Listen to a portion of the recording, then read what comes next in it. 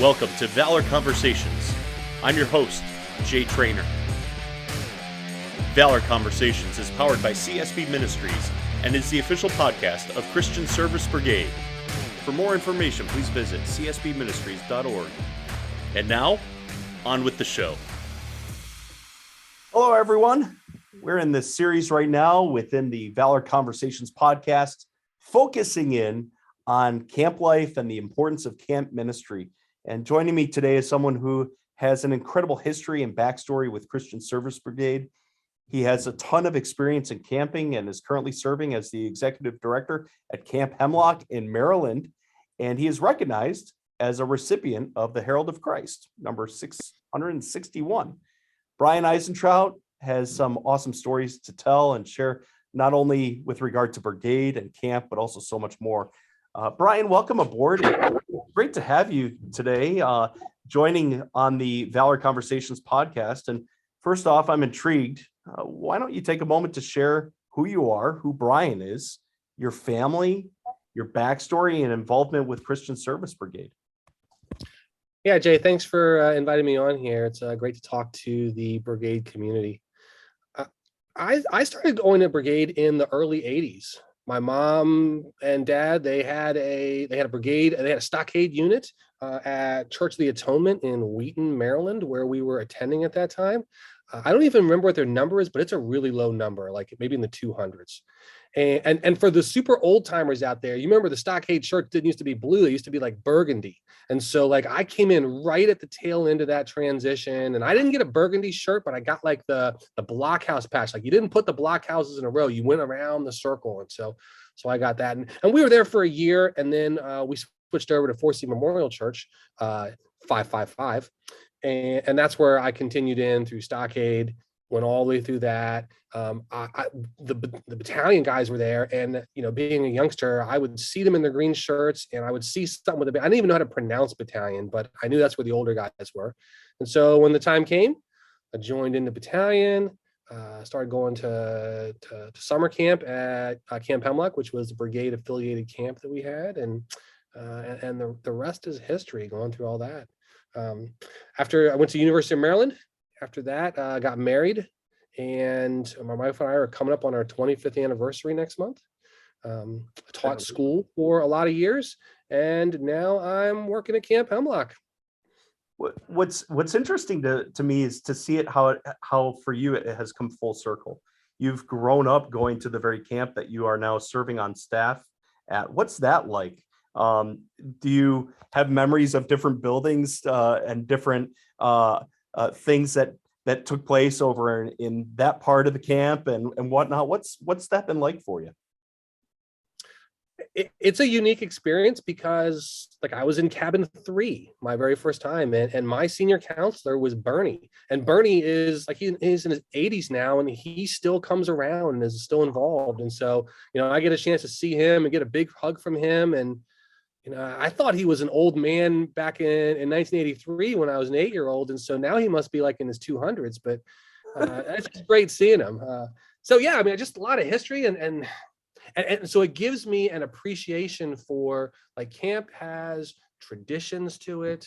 There's history to it, and it's my job to not mess that up, but also to make sure that we're moving forward and doing great things. Yeah, making sure things are timely and important and still relevant, but not swaying from the very tradition and the very center of what brigade is about and what the camp is about in the first place, right? Right. One of the things that happens in camping, well, it happens in all of life. We do it because that's the way we've always done it. And so one of the nice things for me is that I can go back so far to say, actually, that's not the way we've always done it, because I can remember when it was different. That's always a good thing. Fresh eyes, so to speak. So you've had the chance. Now I know this ahead of time because of our previous conversations back and forth through email and what we have had the chance to share with one another. You have a number of years in the world of education. How has that played a role in where you're at today with being the executive director at Camp Hemlock? Yeah, I have a degree in elementary education from Maryland, and then I taught in the public schools, 4th and 5th grade for 24 years. And like a lot of people, I just have in the brigade ministry, I have a passion for children, for helping people to become the best that they can be. And so it was great being a teacher in the sense that I got a chance to learn how to teach, learn how to be in front of kids, and also learn like what do kids like, what are they interested in, and that's been super helpful in my camp director roles because I understand what they like, and let's make camp be what they want to do. Hmm. So let's switch gears a little bit. We've talked about you and your backstory and your passion and your history.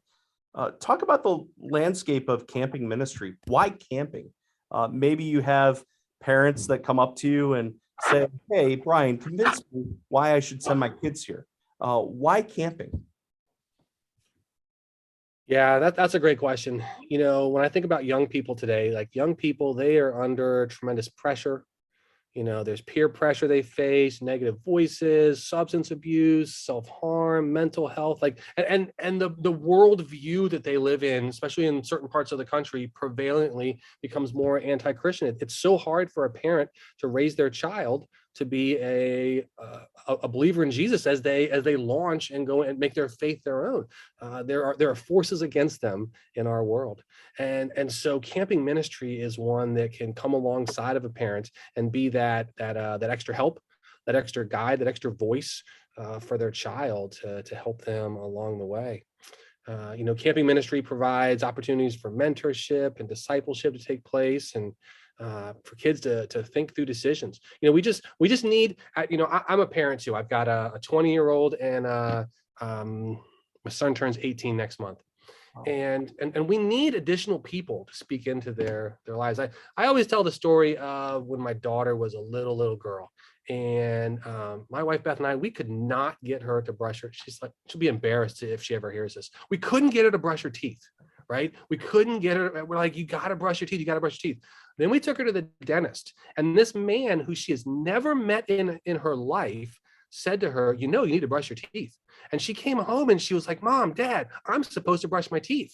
And we were like, yeah, like we've been saying that all along. And that's what parents need, right? Parents, the church, like we're talking about Jesus, we're talking about God, we're talking about the importance of all that. And sometimes we need that extra person to come alongside to say the exact same things that the church and the home have always been saying, but it just comes from a different voice. And the thing that's so great about camping ministry is that typically that voice is a teenager. It's a collegiate. It's someone who's close in age, who's got that cool factor to them. And that can make all the difference sometimes in that partnership.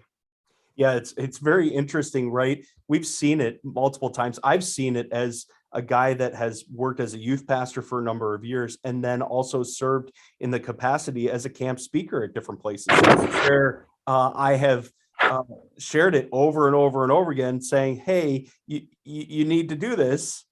And then it takes that one moment, that environment. There's something unique that happens in the camping world, which is really awesome.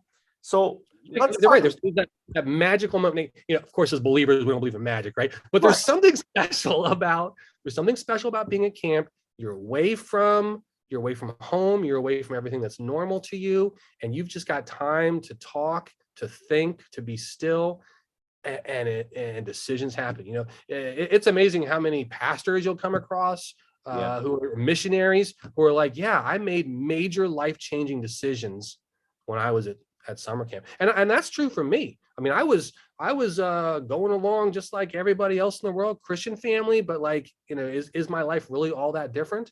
And when I was 12 years old, sitting in the dining hall at Camp Hemlock, going through, here's one for the old timers, the Outdoor Challenge Skill Patch book.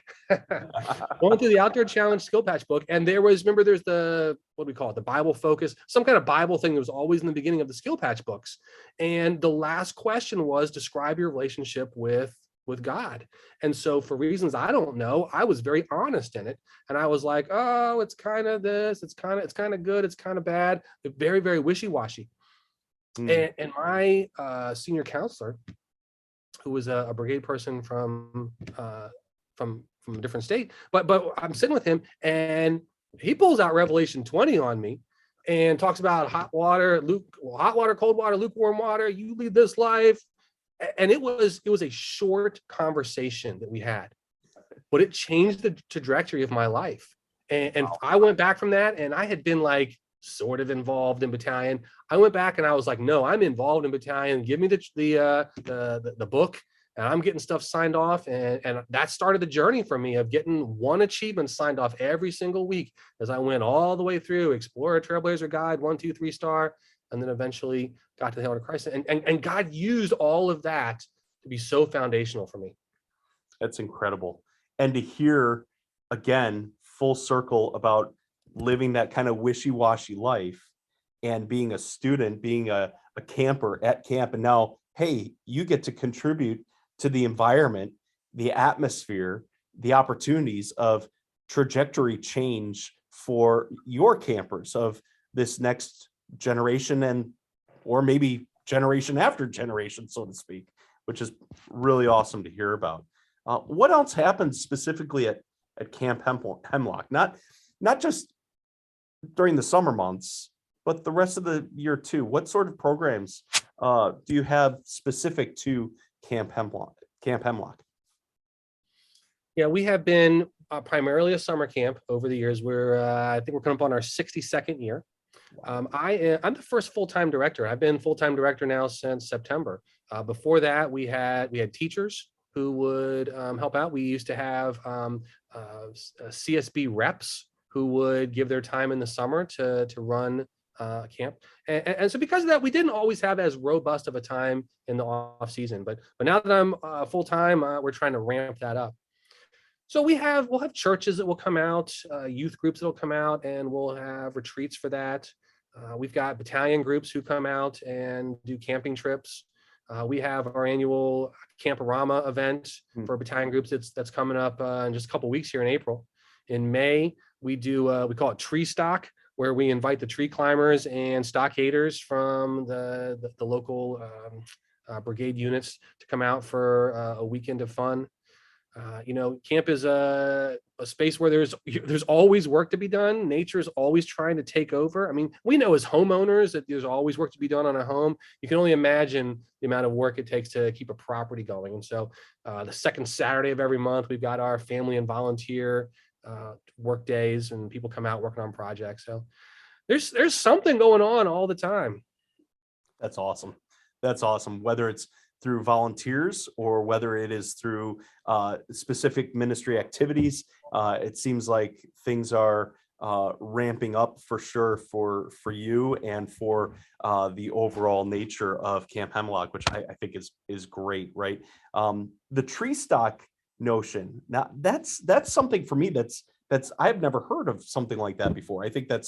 I know tree climbers, I know stockade, I know battalion, right? We know those qualities and those programs that are offered, but I've never thought of or heard about that type of notion of bringing those two age groups together through a program like that. That's pretty neat.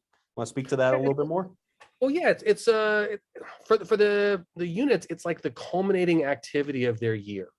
All year long, you're getting them out there on a Tuesday night, you're getting them out there on a Thursday night, whatever your night is for brigade, and you're doing all these activities and stuff. And then at the end in May, when you're about to close out the year, they're like, hey, we're going on a camping trip. And what young boy doesn't want to go on some kind of camping trip? So we bring them out there. But you know what? Here's the other thing that's hard for our dads who are running this is they love their kids, they love the program. They might not be super campers. They might not be wanting to put forth all the effort of getting a tent and figuring out food and this and that. So let's produce a space. Let's create a space at Camp Hemlock where these groups can come together. And so we get people from a good number of churches that they come out. Some of them are in cabins, some of them are in tents. Over the course of the weekend, we offer not everything that we do in the summer, but a nice sampling of what that is. And then if the people have a great time, they want to come back in the summer, that's awesome. And if they don't, like we've supported the local unit Those kids are fired up. They've had a great time with their dad. They've had a great time with their ranger or their tree climber leaders, and relationships are formed, and they're just waiting again for September for it to all start up again. So cool. So cool. Yeah, it seems like it brings about a good end to the ministry year, so to speak, a good wrap up. And if there's a kid that's a tree climber, I'm sure he's looking forward to the next steps of what would it be like to be involved with Stockade and go from there. And so to have that crossover opportunity, I think is a really neat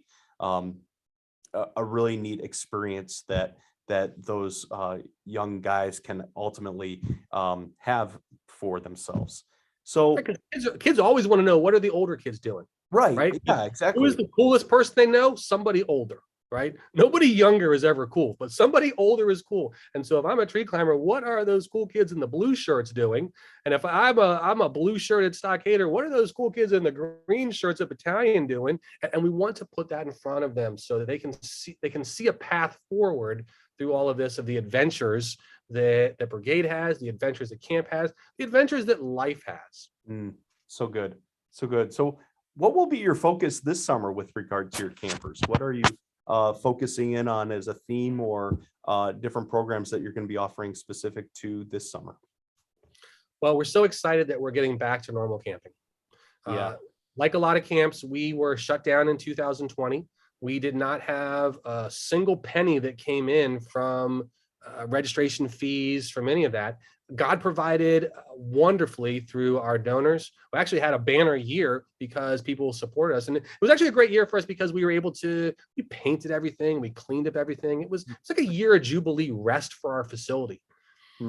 Last year, the restrictions are coming down and everything, but we still couldn't quite put on the camp that we wanted to with the restrictions we had in place. So we pivoted to doing family camps, and we also had a couple of battalion camps as well, and that worked out great. But this year we are back to our regular schedule. So for us, that is we have a tree climber, father son. So they'll come out for, and father son stockade as well. They'll come out for a half a week, Sunday to Wednesday, Wednesday to Saturday. Unbelievable time with a father and son together. You're in the cabin, kids in the top bunk, dad's in the bottom bunk, and we are wearing them out so that when they drive home, like, our goal is that the kid is asleep within 3 minutes of leaving our facility. We give them so much fun. So there's a lot of awesome dads out there, and then there's some dads who just they're awesome in their own way, but they need some help. And so we want to provide a place where they can come out, they can be the hero, they can have a great time with their kid, and come back with some adventures that none of their other friends are going to have, right? Like, who gets to throw an axe? Who gets to do slingshots and archery or go down a zip line? Like, you don't get to do that at soccer camp and at robotics camp. So we want to give them some adventures that like speak to boys, get them excited. We've also got week-long camp. So for the stockaders, we take them through a whole week of stuff as they, it's just like in the brigade program, as they move up through it, the adventures get a little bit more. And so we, after stockade, we used to call it observers because that's the way that the book goes. But then parents were like, do they do anything or do they just watch at observer camp? So we realized we needed a more active name. So we changed it to explorers because that's the first rank in the brigade trails, the adventure trails book. So they're sleeping in tents, they're having a great time with that. And then we've got battalion camps that are for the middle and high schoolers that are a little bit more specialty based. We got a marksmanship camp.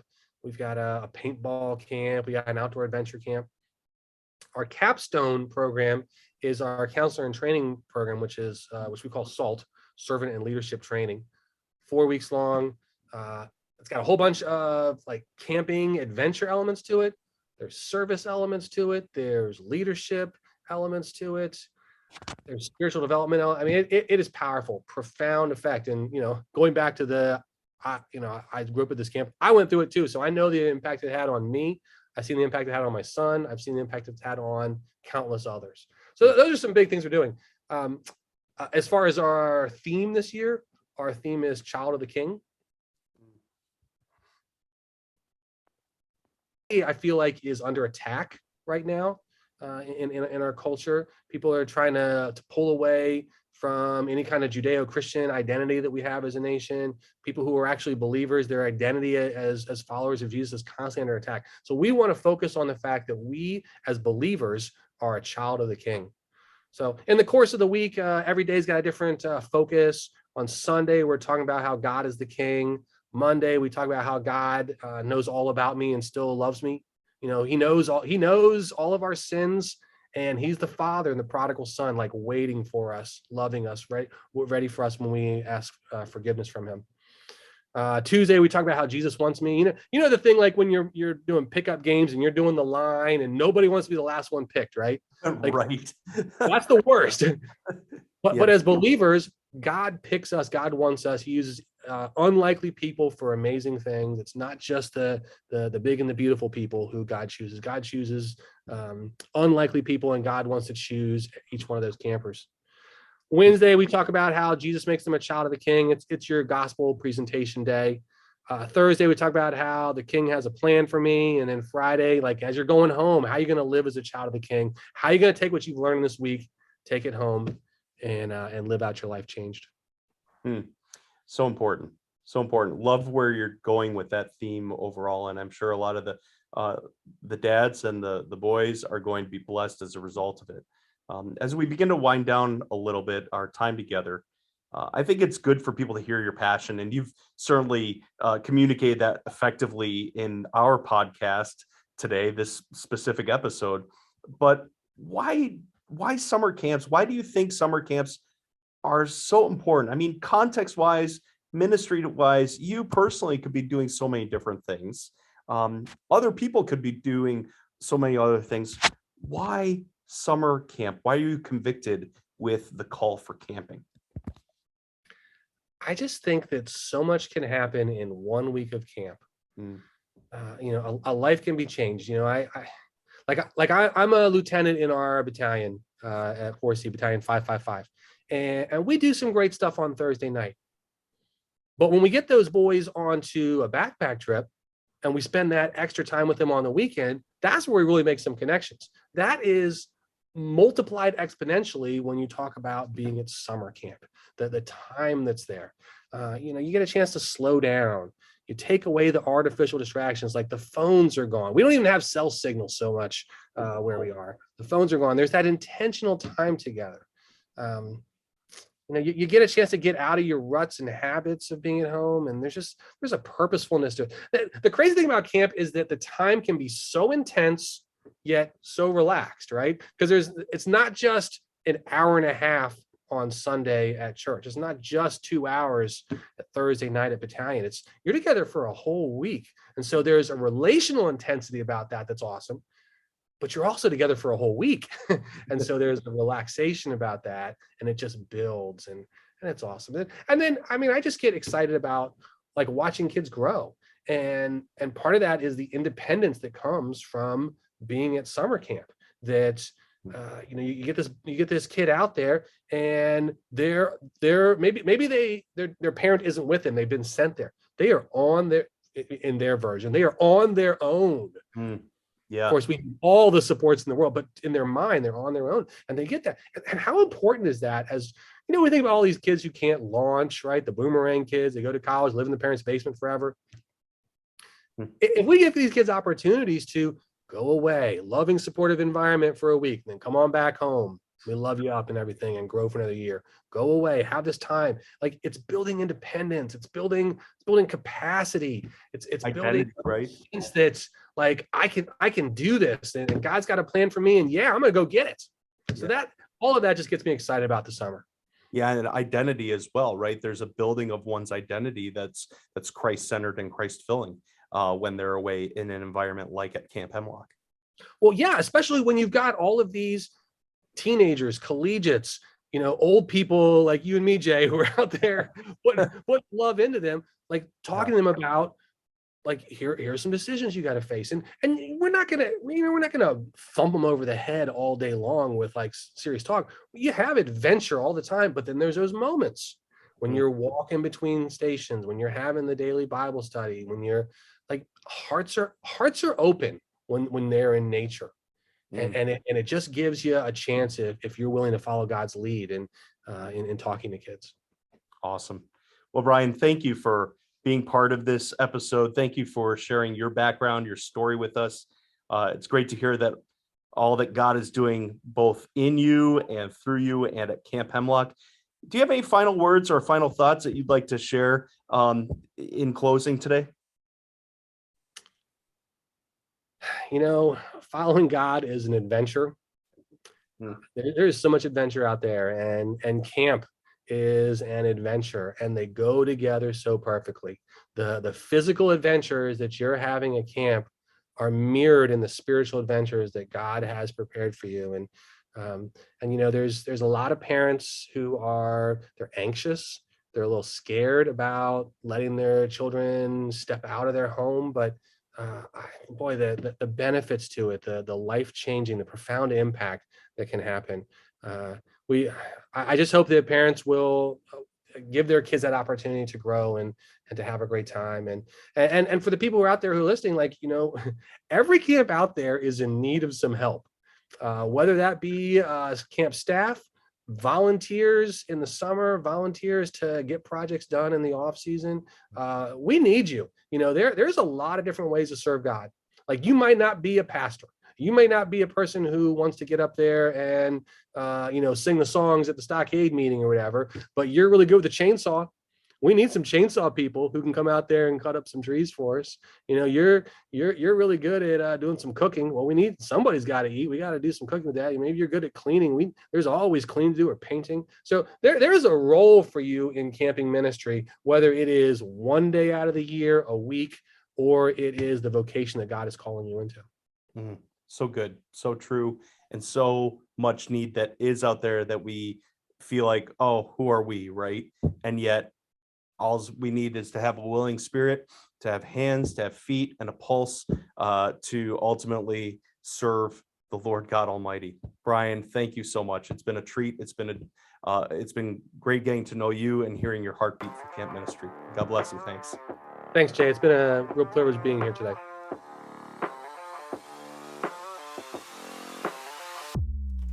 Thanks for tuning into Valor Conversations with your host, Jay Trainer. Valor Conversations is powered by CSB Ministries and is the official podcast of Christian Service Brigade. For more information, please visit csbministries.org. And in the meantime, stay tuned for more Valor Conversations coming your way soon.